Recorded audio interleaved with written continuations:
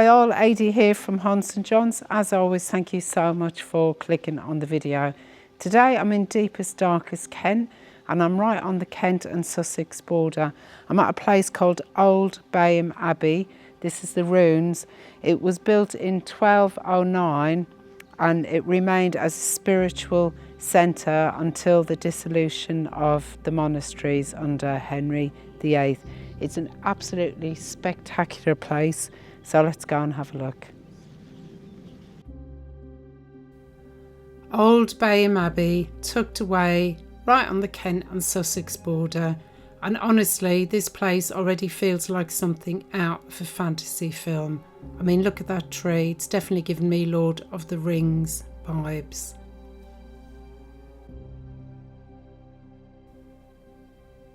The abbey is hidden in this little valley beside the river. It's surrounded by trees and open fields, and then suddenly these enormous medieval ruins just seem to appear in front of you.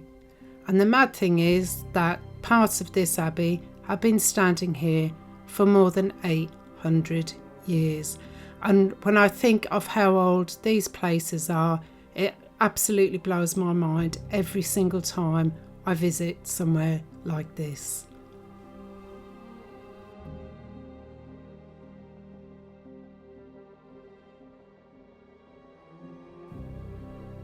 You look at these walls and arches and it's easy to think of them as just another lot of old ruins, but this used to be a fully functioning religious community. People lived here, they worked here, prayed here, ate here. This wasn't some romantic ruin back then, this was a busy, living place. And Bayham Abbey has a pretty dramatic history as well. So as we wander around the ruins, I'll tell you the story. Bayham Abbey was founded around the year 1208, which means construction started not long after King John was on the throne. And yes, that's the Magna Carta, King John. The abbey belonged to an order called the Premonstratensians. I probably said that completely wrong, which is a name that, trust me, no one can pronounce on the first attempt. They were also known as the White Canons because of the white robes that they wore. Now, unlike monks who lived completely cut off from society, these canons were a bit more connected to ordinary, everyday people. They preached, they taught, they helped in their local communities, and they also acted as priests as well. And they specifically liked building abbeys in remote places. So this valley would have been absolutely perfect for them. It's quiet, it's isolated, there's plenty of fresh water nearby, plenty of land. And even today, it feels really peaceful here.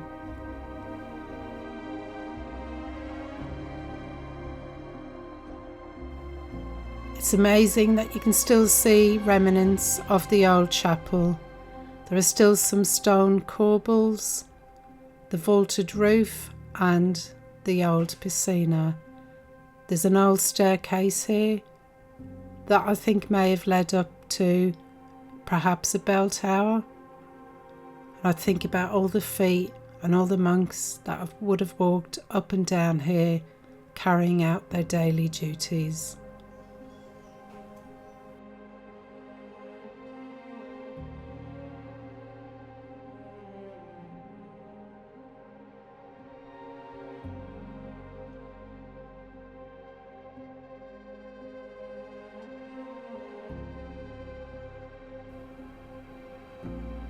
This huge section here would have been the Abbey Church itself, and if you look carefully you can still see how enormous it once was. Those giant window openings would have been filled with stained glass, and it's easy to imagine the sunlight pouring through coloured medieval glass into this massive stone church. It would have looked incredible.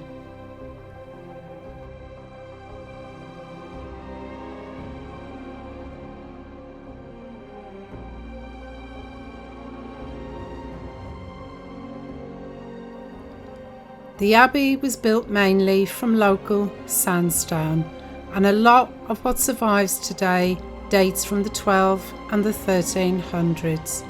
But what amazes me is the craftsmanship. Even after centuries of weather, war, neglect and collapse, you can still see so much of the carved stone details surviving up there on the arches and the columns. But this section must have been a later chapel, as there's some memorials in here dating from quite recently. That was 1868.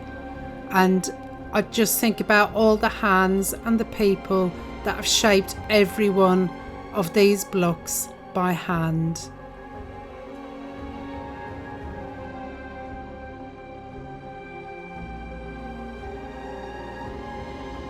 No power tools. There would have been, of course, no modern machinery.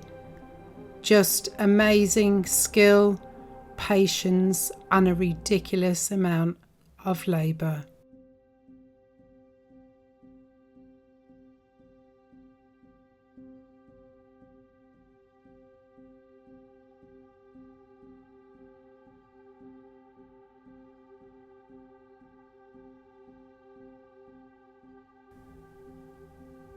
This area would have been the cloister, basically the centre of the monks' everyday life.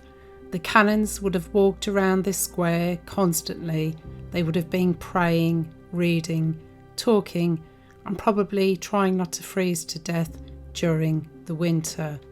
Now, medieval abbeys actually ran almost like little self-contained villages. There were kitchens, workshops, storerooms. There would have been sleeping quarters, gardens where no doubt they grew nearly all of their food, and they may even have had their own brewery. And honestly, medieval monks and canons were surprisingly good at brewing ale, and that's probably because drinking water wasn't always trustworthy.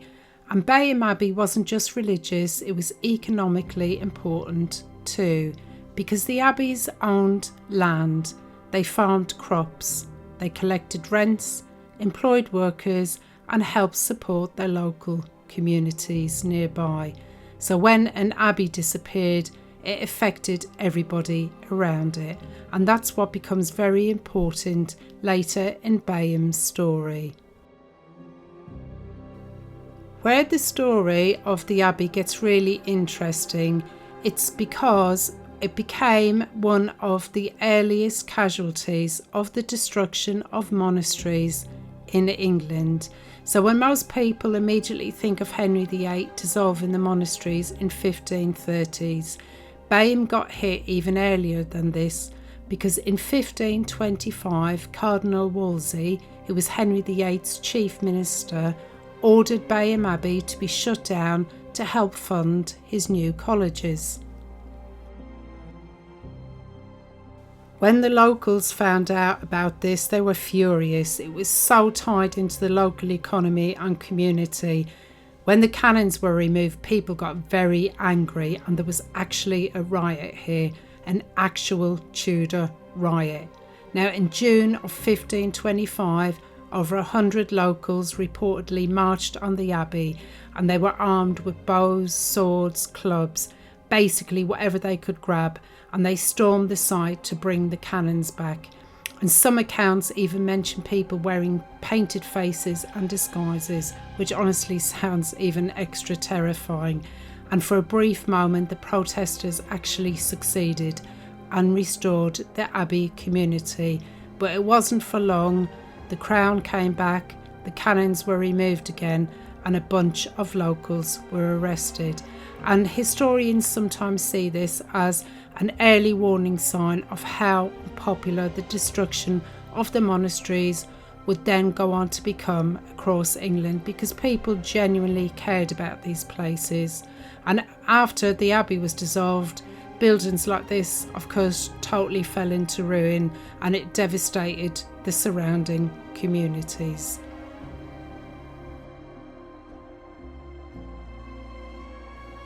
But weirdly, by the 17 and 1800s, rich landowners actually started liking ruins. Ruins started to become fashionable because people thought they looked romantic and picturesque. So instead of clearing Bayham away completely, the new owners incorporated it into landscaped gardens. So basically they turned the abbey into an enormous decorative feature. And I know that sounds bizarre now, but it's probably one of the reasons so much of the abbey has survived. And honestly, standing here today, it's not hard to understand why people fell in love with the look of it, especially on a beautiful sunny day like it is today. There's still something so atmospheric about these ruins. You get these huge empty window spaces framing the sky, the ivy creeping across the walls.